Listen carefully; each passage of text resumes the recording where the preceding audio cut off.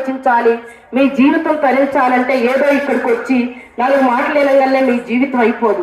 మనం పొలం పని ఎంత కష్టపడి 10 ఎకరాలు వేసి సాగు చేసి ఒక రైతు దాని మీద ఎంత పట్టుదలగా ఉంటాడో ఆధ్యాత్మిక సాధనలో మానవుడుగా, మాధవుడుగా, మహాత్ముడుగా నువ్వు అవ్వాలంటే ఖచ్చితంగా దీనికి టైం కేటాయించాలి. పరమతస్తులు ఆదివారం నాడు వారు ఎంత చిత్తశుద్ధితో వెళ్ళి కూర్చుంటున్నారు.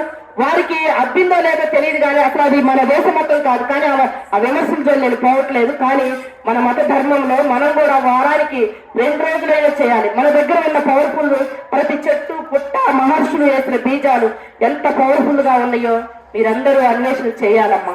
జీవితం మనకి ఇక్కడే కష్టాలు అంటున్నాం, లేదు ఇంకా ఉన్నాయి చాలా కష్టాలు. గరుడ పురాణం ప్రకారం ఒక తల్లిదండ్రులు జన్మ వారి గర్భంలో నీ పుణ్యఫలం వల్లనే ఆ తల్లిదండ్రుల గర్భం ద్వారా ఈ భూమిపైకి నువ్వు వస్తావు, ఖచ్చితంగా ఇక్కడికి వస్తావు.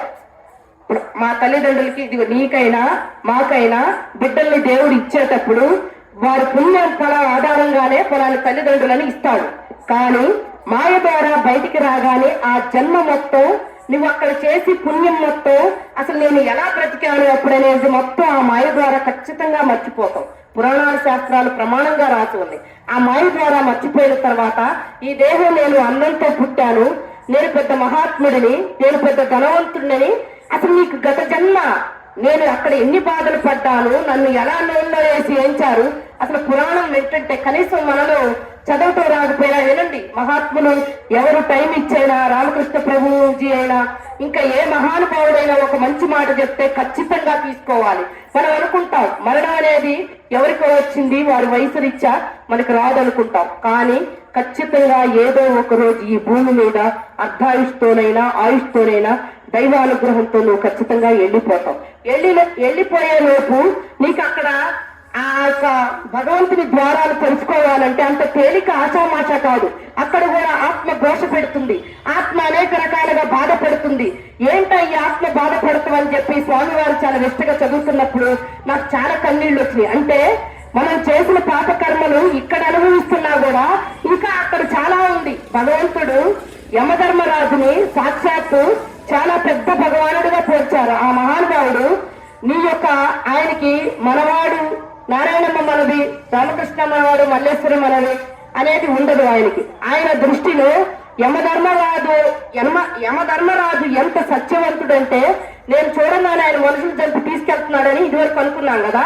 ఆ పురాణం విన్న తర్వాత నాకు అనిపించింది ఆయన ఎంత సత్యవంతుడు అంటే నీ చిట్టాన్ని అటు ఇటు ఏమీ కదల్చడు. చిత్రగుప్తుడు తీసిన ఫలితాలను బట్టే నిన్నేం చేయాలనేది ఆయనకి ఎట్టి రాగము, ఎట్టి ప్రేమ, ఎట్టి ద్వేషము ఏమీ మనుషుల పట్ల ఏమీ ఉండదు, క్రోధం ఉండదు. కాకపోతే యమధర్మరాజుని మనం వెంటనే ఏందా యమధర్మరాజు అర్ధాశిగా పలానాళ్ళు తీసుకెళ్లాడు, ఎందుకు మనం చాలా కాలం మంచోడు కదా అంటాం. మంచా చెడు అనేది ఉండదు. మనం జన్మ తీసుకునేటప్పుడే అన్నిటితోనే మనం వస్తాం.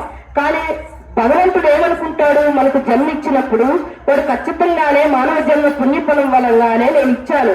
ఆ తల్లిదండ్రులకు పుట్టి అమ్మానాన్నని బాగా చూసుకుంటూ ఆపై సమాజ సేవ చేసుకుంటూ గురు సేవ చేసుకుంటూ ఎన్నో మహోన్నతమైన కార్యక్రమాలు వాడు చేస్తాడనే దేవుడు ఇస్తాడు జన్మ.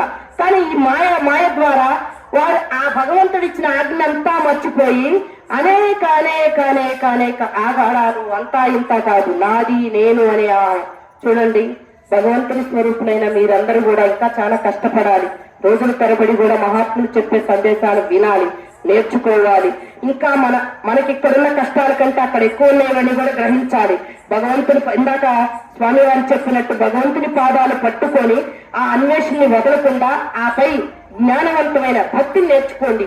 ఆపై జ్ఞానాన్ని పొందటానికి మీ వంతుగా ప్రయత్నించి ఆపై మోక్ష మార్గం వరకు కూడా మీరు ఆలోచించాలి. ఎందుకంటే ఒక్కసారి మనిషి మహాత్ముడుగా మోక్ష మార్గాన్ని పొందితే ఇక ఏ బాధలు సాధలు ఉండవు. చాలా సుభిక్షంగా సురక్షితంగా మహమాన్వితంగా ఆ ద్వారాలతో వెళ్ళిపోయి ఆ స్వామిలో ఆత్మ విలీనమైపోతుంది. భక్త మహాశైలారా, ఇంత లోతైన విధి నేను ఒక రోజులో చెప్తే ఇదన్నీ వచ్చేది కాదు. కాబట్టి మీరైనా నేనైనా నేను చెప్పినంత మాత్రానే ఏదో పెద్ద మహాత్మురాళ్ళు అయిపోయేది ఒక రోజులో లేదు. అందరూ సాధన ద్వారా పట్టు పెంచుకోవాలి, మహాత్ముల వాక్యాలు వినాలి, మనకు తెలిసింది చెప్పాలి. ఈనాడు బోధకులు చాలా తక్కువైపోతున్నారు. ఎందుకంటే తెలిసిన వాడి చేత వీడు పని బతికాడులే, వీడు అప్పుడు అటు చేశాడు వీడు చేశాడు. నీ కర్మానుసారమే ప్రతిదీ ఉంటుంది కాబట్టి మళ్ళీ మంచి మార్గం వైపు కొన్ని సంవత్సరాలకైనా మానవుడు ఎవరో గుర్తెరగపోయినా ఆ భగవంతుడు నీ వెంటే ఉండి నీ చెయ్యి పట్టుకొని నిన్ను సముద్ర తీరాలు దాటించే విధానంలో ఉంటుంది కాబట్టి అందరూ కూడా బాగా ఉంది. ఈ తొమ్మలచెరు గ్రామంలో గురుతత్వం ఏళ్ల తరబడి వేల సంవత్సరాల నుంచి అన్నట్టే మహాత్ములు వేసిన బీజాలు మీ అందరిలో కూడా